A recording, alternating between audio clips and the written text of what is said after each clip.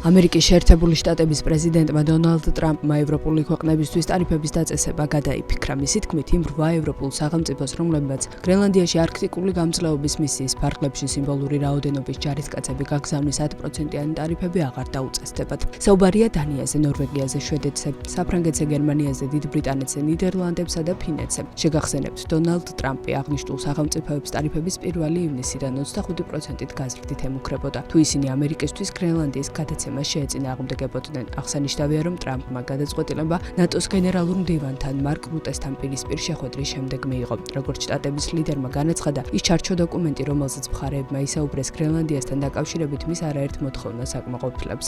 ჯერჯერობით მედიისთვის უცნობია, თუ რა იგულისხმება ტრამპმა მისთვის სასურველ შედეგში.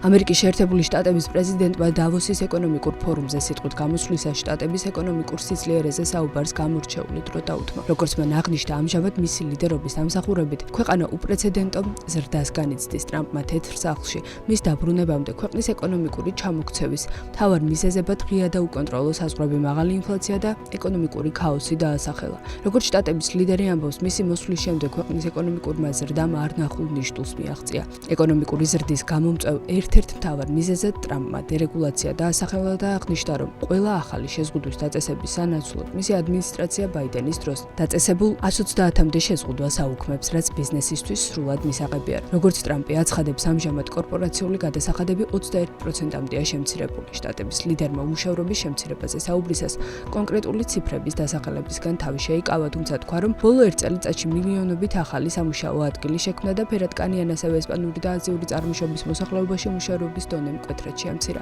ამერიკის პრეზიდენტმა ფედერალურ რეზერვის ხელმძღვანელი კიდევ ერთხელ გააკრიტიკა და თქვა, რომ ახლა ქვეყნის ეკონომიკაზე ასე დადებითად არაფერი აისახება, როგორც მონეტარული პოლიტიკის შემცირება. შტატების ლიდერი მიიჩნევს, რომ ჯერომ პაუელი საჭირო ნაბიჯების გადადგმას აგვიანებს და ქვეყნის ეკონომიკურ ზრდასაც ანელებს.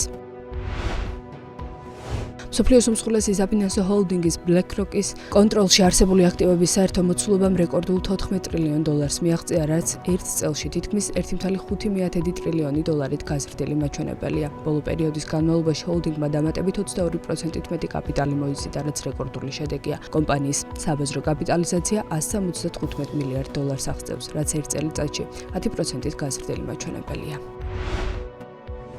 ხორვატიის ცენტრალური ბანკის ხელმძღვანელი ბორის ვუჩიჩი ECB-ის ვიცე-პრეზიდენტად აირჩიეს. გადაწყვეტილებას მხარი ევროზონის 21-ვე წევრი ქვეყნის ფინანსთა მინისტრებმა დაუჭირეს. აღსანიშნავია, რომ ვუჩიჩი გახდა საბჭოთა პერიოდში კომუნისტური ხელისუფლების მოკავშირე ქვეყნების ცენტრალური ბანკების წარმომადგენლებს შორის პირველი, რომელიც ევროპის მთავარ ფინანსურ ინსტიტუტში ასეთ მაღალ თანამდებობაზე დანიშნეს. ვუჩიჩი მოვალეობის შესრულებას 1 ივნისიდან შეუდგება და ჩაანაცვლებს ესპანელ ლუის დე გინდოს. თავად ხორვატია ევროზონის ქვეყნებს შორის ერთ-ერთი ყველაზე პატარა ეკონომიკაა.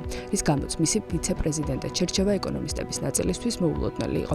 როგორც ცნობილია, ECB-ის წამყვან პოზიციებს ბოლო 25 წელია ყოველთვის ეკონომიკურად ყველაზე განვითარებული სახელმწიფოების წარმომადგენლები იკავებენ. 61 წლის ბორის ვუჩიჩი ამჟამად ხორვატიის ცენტრალური ბანკის გუბერნატორის პოსტზე მესამე ვადით მუშაობს. მის განსაკუთრებულ დამსახურებად ქვეყნის ევროზონაში გაწევრიანების პროცესის ხელმძღვანელობა ითვლება.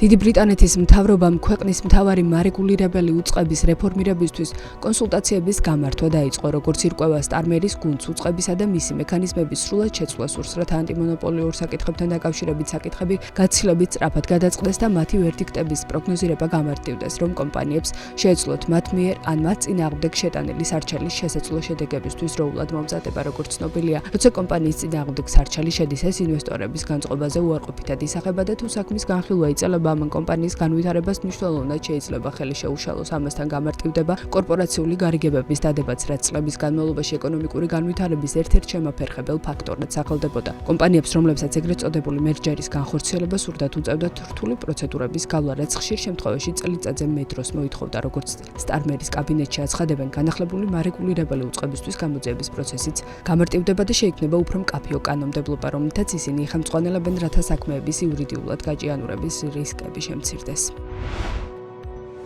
გერმანიის მთავრობამ 2026 წლის ეკონომიკური ზრდის პროგნოზი შეამცირა და 1.3%-დან 1%-იან ნიშნულამდე დაიყვანა. მთავრობის ეს გადაწყვეტილება ევროპის უმსხვილეს ეკონომიკაში არსებულ სტაგნაციასა და სტრუქტურულ გამოწვევებს უკავშირდება, რაც ბოლო პერიოდში განსაკუთრებით თვალსაჩინო გახდა. ანალიტიკოსების განმარტებით ზრდის ტემპის კორექტირება იმაზე მიუთითებს, რომ გერმანიის ეკონომიკის აღდგენის პროცესი იმაზე რთული და ხანგრძლივი იქნება, ვიდრე ამას მთავრობა აქამდე ვარაუდობდა. ეკონომიკური აქტივობის შენელება პირდაპირ კავშირშია გეოპოლიტიკურ არასტაბილურობასთან და საინვესტიციო გარემოს გაუარესებასთან. განსაკუთრებით რთულ მდგომარეობაშია გერმანული საავტომობილო ინდუსტრია, რომელიც ერთდროულად რამდენიმე პრობლემას ებრძვის, მათ შორის მთავარი ჩინეთიდან მომავალი ზეწოლა და ევროკავშირის რეგულაციებია. ტრამპის მარშრუტი საერთაშორისო მშვიდობისა და კეთილდღეობისთვის პროექტის ფარგლებში სომხეთისა და აზერბაიჯანის ენერგეტიკული სისტემები გაერთიანდება. ამის შესახებ სომხეთის პრემიერ-მინისტრმა ნიკოლ ფაშინიანმა პარლამენტში გამოსვლისას განაცხადა და აღნიშნა, რომ სისტემების გაერთიანება მხარეებს ექსპორტისა და იმპორტის თანაბარი პირობებიდან გამომდინარე ორმხრივი სარგებლის მიღების შესაძლებლობას მისცემს. აზერბაიჯანული მედიის ინფორმაციით ფაშინიანი ამბობს, რომ სომხეთმა უკვე იგრძნო სარგებელი და ბენზინის ფასი 20%-ით შემცირდა. თურქეთში ონლაინ საცალო ვაჭრობის კომპანია ტემუს ოფისში 4 შაბათს დილით ჩხრეკა ჩატარდა. ამის შესახებ როიტერს ქვეყნის კონკურენციის ორგანომ და ჩინური კომპანიის წარმომადგენლებმა განუცხადეს, ეს ნაბიჯი დეკემბერში კომპანიის ევროპულ შტაბ-ბინაში დუბლინში განხორციელებულ რეიდს მოჰყვა, რასაც ჩინეთის სახელმწიფო სუბსიდიების პოტენციური უსამართლო გამოყენების შესახებ შეშფოთება ედო საფუძვლად. თურქეთის კონკურენციის ორგანომ განაცხადა, რომ ტემუს ოფისში ადგილზე შემოწმება ჩატარდა და დასცინა, რომ ეს არ ნიშნავს, რომ ოფიციალური გამოძიება დაიწყო. ჯეფ ბეზოსის კომპანია Blue Origin-მა ახალი სატელიტური საკომუნიკაციო ქსელის Terrawave-ის შექმნა დაანონსა, რომელიც ილონ მასკის Starlink-ს კონკურენციას გაუწევს. ამჟამად Starlink-ის სატელიტური ინტერნეტის ბაზარზე დომინანტ პოზიციას იკავებს. Blue Origin-ის ინფორმაციით, Terrawave დედამიწის დაბალ ორბიტაზე განლაგებული 5400 ერთმანეთთან დაკავშირებული ხელოვნური თანამგზავრისგან შემდგარი ქსელი იქნება და ინტერნეტ სერვისის მიწოდებას კორპორატიული კლიენტებისთვის, მონაცემთა ცენტრებისა და სამთავრობო სტრუქტურებისთვის უზრუნველყოფს. კომპანიის განცხადებაში ნათქვამია, რომ Terrawave-ის თანამგზავრის ქსელი 2027 წლის მეოთხე კვარტალში ამოქმედდება.